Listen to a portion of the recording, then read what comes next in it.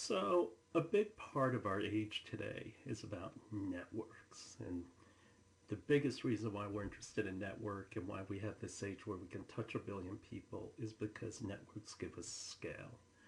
But essentially, what's the theory behind networks? And so, what this lecture is about is to give you some kind of background for people who aren't familiar with it. So, we'll talk about structure, critical mass, which is also called positive feedback.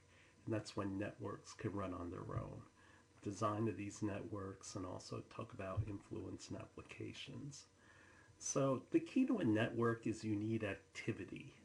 And so, in order to get activity, how are these networks set up and linked together? And never have we been able to reach so many people so far. So why do we care about networks? Because of the interactions, the tremendous reach that you can touch anyone in the world. You have self-sustaining systems, this idea of positive feedback loops. There's a modeling theory called the Bass theory. And what the Bass theory talks about is a queue. And that's that if somebody else is using my product, what's the probability that someone else will use it because someone else is? And so a good example of queue is teenagers. That if one teenager is using it, a whole bunch of teenagers want to use it. Externalities. Who does all the work on Facebook? Is it Facebook? No, it's the users. And these are the externalities, things that are that when you have a platform, it's not the platform that creates the content. It's other people like Pinterest or Instagram or whatever. And so ultimately networks define how we can go get scale. The big benefits is they're always on. We all have cell phones. We can segment and create markets. We can figure out from the data what the groupings are. They can create big bang centers like Silicon Valley, and that's that when you have a network that reaches critical mass, then it can explode on its own. We create social capital. How can we influence and touch each other? And it impacts our decision making. And so we can actually also use our network to distribute the work to other parties to actually do things. So what is a network? A network is basically a pattern or relations of different elements in a defined space. We can have human networks, which are the way we interact together. And we also have non-human networks. And so those are machines. And so in the same way that machines are set up to be efficient, good network design, you also try to do the same thing with people. And so, however, the thing about people is they impact the structure as much as the structure impacts people. And so, for example, if you have more than 5 people, it's hard to be very creative and to have good interaction because you have too many voices. And we organize for a reason. We're social creatures, and so it's in our nature. It's one of Maslow's primary needs. When we look at the way mankind is set up, there's a reason why we aggregate the way we do. If you look at the United States, the eastern half is clearly a lot more populated than the western half. And if you look at the Northeast, it's the biggest concentration of people of all. Well, that kind of makes sense because primarily who settled our nation? Well, it's Europeans, and so they're coming across the ocean. They're going to try to pick the shortest distance. And so they all landed on Plymouth Rock. And when you look at the major population centers that we have, typically they're by waterways because that's the way we traversed. And so the way this network was set up has much to do with the structure, which is the available technology that we could transit. And so in terms of technology, again, I talked about how we can transverse it. All these things, on and off, bandwidth, everything else determines how effective and how active our network can be. And so in a design issue, we have to think about how many critical conduits we have. And that's that once there was a massive blackout just because two transformers went down. Um, so each point in a network is referred to as a node. And it could be a person, it could be a corporation, uh, and it's also referred to as an actor. Due to technology, network theory has blossomed more than ever as a field of study. Uh, Now, the way these nodes or points or whatever you like to call them, I mean, there's lots of acceptable vocabulary. And so they're referred to as conduits, ties, or segments. Uh, Connection between two points, which is the most fundamental element of a network, is referred to as a dyad. Uh, and the thing about between 2 points, it could go one way, it could go both ways, it could be mutual, it could be reciprocal. And a triad is a connection between 3 points. And so the question is, between these 3 points, how much balance do you have? Are you set up in such a way that everybody touches each other, or do you have to go through someone else, which naturally slows the network down? When we think about networks, they're either centralized or decentralized.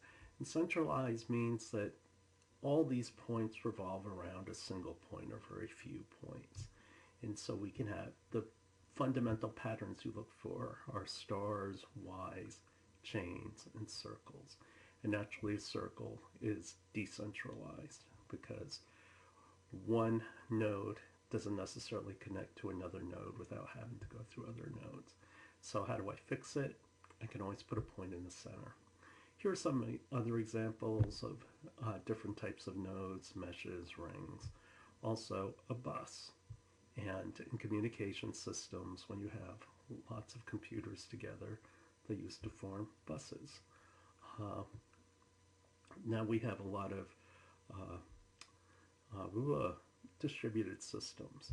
So if I have a line, well, naturally, from one point in the line to the other point of the line, the distance is pretty long. So what I do is I try to create other nodes so I can go more efficiently from one point to another.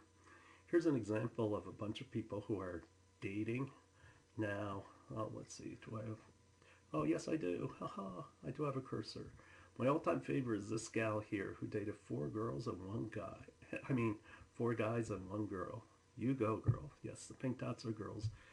But one thing you see, though, is that in terms of dating, it's very centric, that there's a certain circle of people who date. And so, maybe those were the popular kids or whatever. And let's see, this point here, that was Dr. Cho in high school. What kind of networks do we have? And this has to do with sociologists. We have egocentrics. Those are basically on the center of the universe. Sociocentric, and that's that those connections happen within a specified area, like a classroom or some kind of closed system, where essentially it's well defined. In open systems, you have no clear boundaries, and for example, hamburger eaters. What drives networks is homophily and influence. And homophily is the social tenet that essentially characteristics of people who are alike tend to be connected. If we have something in common, we connect to people. What a concept. And influence is that if we connect to others, then we can change their behavior or have an effect on them in some way. And so here's another example of a social map. And this is 71% of the people who are obese are likely to have friends who are also obese. So as you can see, like characteristics, people can be connected. This is an example for Dr. Cho, and that's somebody asked me about my friendships. And one thing I found is my friendships tend to be based on geography. That my friends who knew me in Michigan didn't know me when I was at MIT, who didn't know the people I have who was in New Jersey, and when I was in school, I also had a lot of friends at Harvard. And so if I look at the frequency of the contact, though, most of it is Northern California because I have family there. And so I tend to keep less track of people. On the other hand, what's emotionally, is emotion more about frequency, or is it what you feel about it? So the closest to me is actually New Jersey, and that's the way I think of myself. And so the quality is the frequency times the emotion. Networks could be strong or weak. Uh, they could be totally segregated into different parts, which is antisocial, or it could be pro-social. Now, one thing to really watch about pro-social is that notice how much is connected. These two big networks are connected by a couple of points. And, excuse me, this is the basis of uh, when you go out and build up your networks. And that's that one person's network who connects to another person's network, the two networks come together. And this is why influencers are so important, because they control very big networks. And so here's some others. Telecom systems are centralized, that they basically go through a center station. And from there, you have your switching networks and everything, and then your call goes out somewhere else. The internet tends to be cluster groups that are all connected together. And distributed systems are like something like Uber or something like that, something that's person to peer. And so you just have a map pattern. Uh, in terms of network topology, we care about the shape, because again, the network affects people as much as people affect the network. And so how we connect that way depends on the shape. Is it compact? And that's that the tighter the network is, then the more likely you're going to diffuse information. Open networks, you bring in more information and contact. And hopefully you have groups that know each other. And externalities means you have greater access to uh, communication, um, but you may not necessarily have the intimacy you have in other systems. And so here's an example with Twitter. What Twitter is really great about is that you get a lot of spread. And so that's definitely what you want when you're having, when you want to get the word out about yourself, or if you're trying to discover something, you want to reach as many people as possible. On the other hand, something like a graphic novel, what they found is just a couple of key influencers really just drives a lot of sales. And as you can see, there's only a few core points, and a lot of it revolves around that. That ends part one. And so in part two, we'll go ahead and talk about organizational behavior impact.